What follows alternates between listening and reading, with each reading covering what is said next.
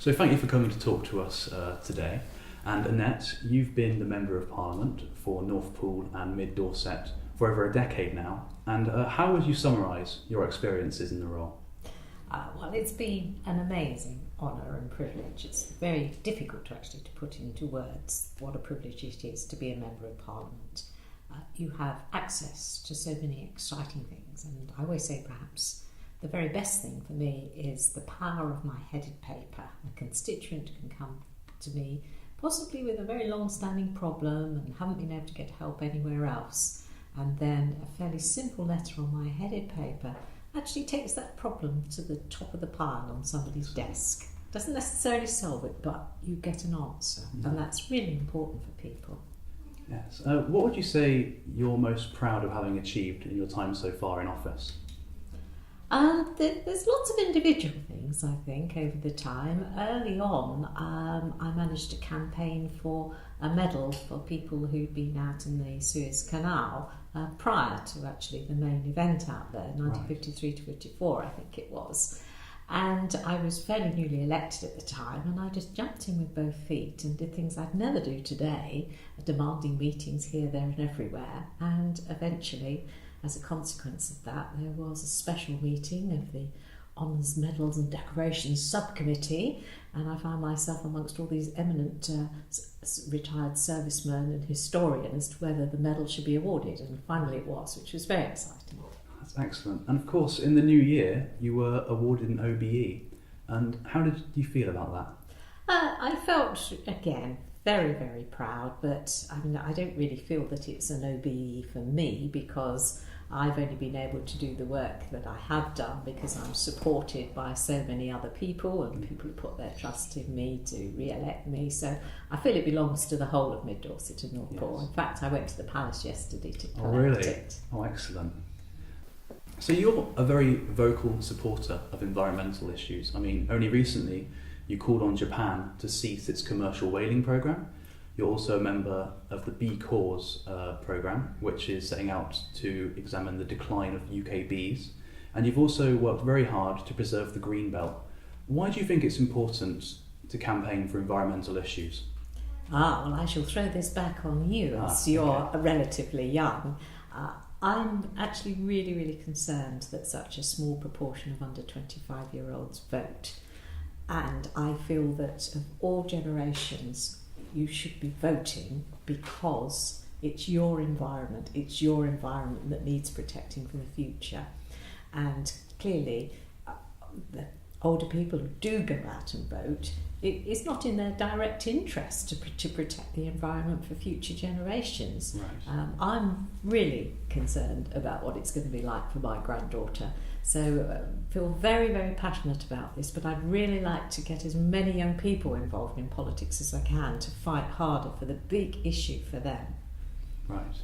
And you've also raised a lot of awareness for health issues, particularly the treatment of cancer patients in the UK.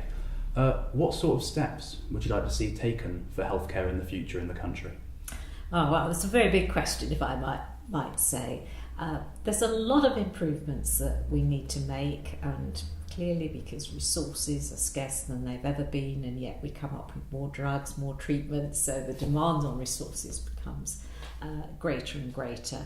I think that we need to, as all issues really, get the best possible care and identification at the really local level, and then we do need our centres of excellence working well at all levels.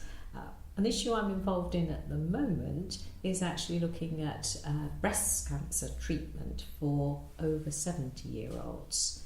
And this is actually featured in the national papers, not because of, but alongside what we're doing in Parliament at the moment. We're setting up an inquiry, which we're starting very shortly. And it does seem that there is quite a lot of age discrimination in the treatment of cancer. Yes, yeah. You are also currently working on the parks and mobile home legislation to try and balance up the rights of home and park owners. Could you tell us a little bit more about that?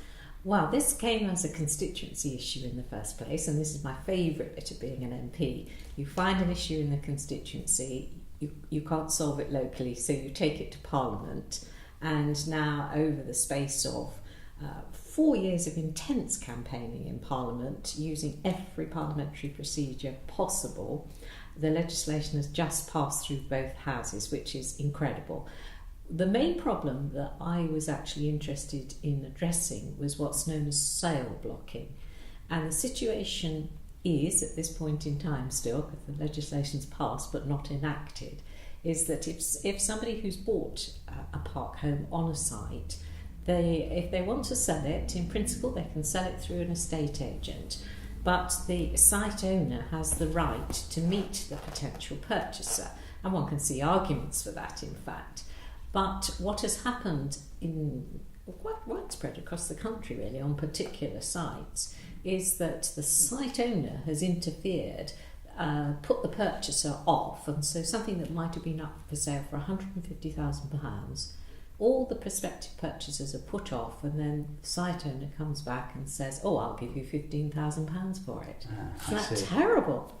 Yes. It's very, very shocking for what tend to be rather elderly and vulnerable people. Right, and outside of the office and outside of the busy political life, what sort of activities and hobbies do you have to really relax in your free time? I was really worried about this question. It was the most difficult one that I thought that you could pose to me, actually. Being an MP is a 7-day-a-week job in many ways, because when you're at Parliament, then you're working full pelt, come back, and then you're switching on, giving full performance all over the weekend, and then it's back to Parliament. But there are recesses where I do work at a slower pace. And it is true to say that I don't spend much time on my hobbies. I like to go to the gym, and I haven't done that recently, but I will pick that up.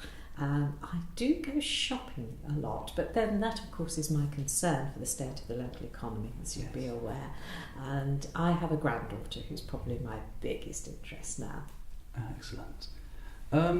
Now, a coalition is quite an unusual occurrence in British politics. How would you describe your experiences of having worked as part of one? Now, if you'd asked me this question a year ago and I'd answered it honestly, I would have said it's terrible. Right. But I'm actually 2.5 years on. I think I've adjusted to coalition life. It was so easy being a Liberal Democrat member of Parliament, being in opposition. You didn't have to vote in particular ways, you could do exactly what you wanted.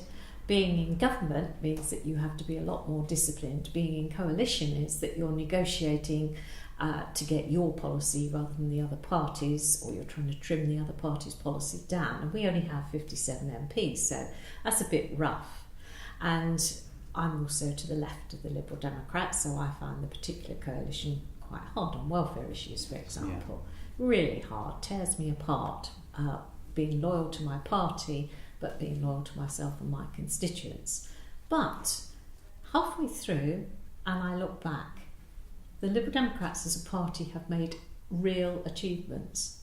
We have our tax policy, which is raising the income tax threshold. 24 million families are going to be benefiting by £600 a year from April this year. As a sort of protest opposition party, we couldn't achieve anything like that. Right, yeah. Pupil premium to help disadvantaged pupils, one of my passions, wanting to enable all pupils to fulfil their own potential. We can actually get our policies into practice, and some of our policies are proving to be very, very popular. It's not that easy in times of austerity because there's not money to do everything that you would wish. But I'm now really, really proud to say I'm part of a coalition government that's done A, B, C, D, and also prevented some policies happening which I would feel very uncomfortable with.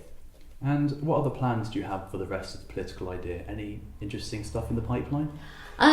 Yes, a lot of the things that I've sort of achieved so far. I've done a lot of work on microfinance. I do hope still to go on some visits abroad, but I'm not doing as much as I did in Parliament. I've just stepped back from that because I want it to continue when I'm not in Parliament, and it's good to get new people in places. But one of the things that I've picked up, and I've been working on it for about a year now, is actually doing something for the hundreds of thousands of people with ME. Right. And it really does need a lot of support. There's so little research being carried out to actually look into the causes. people are just laid up, unable to do anything, as you'll know if you've got friends with ME, and most of us do have some friends with ME. So this is a little target I'm setting myself, to have made a significant difference to the people with ME and their lives in the next 2 years. So I've only got 2 years to do it now. As it's International Women's Day today, what are your experiences of being a woman in politics today? Well, I always tell people that I think I had to develop a thick skin at a rate of knots when I was first elected. I couldn't quite believe what had hit me in Parliament with the behaviour in the House of Commons. It's actually better than it was then, even though people still make a lot of comments. It is still a very male culture. I'm quite devastated that we've only got 22% of MPs being female, and that there's only 7 Liberal Democrat female MPs. That's just dreadful. I long to have equality of representation in my lifetime, so I guess if there's anything I can do personally to help us along that route, then I would do it. Annette Brooke, MP for Mid Dorset and North Poole, thank you for your time.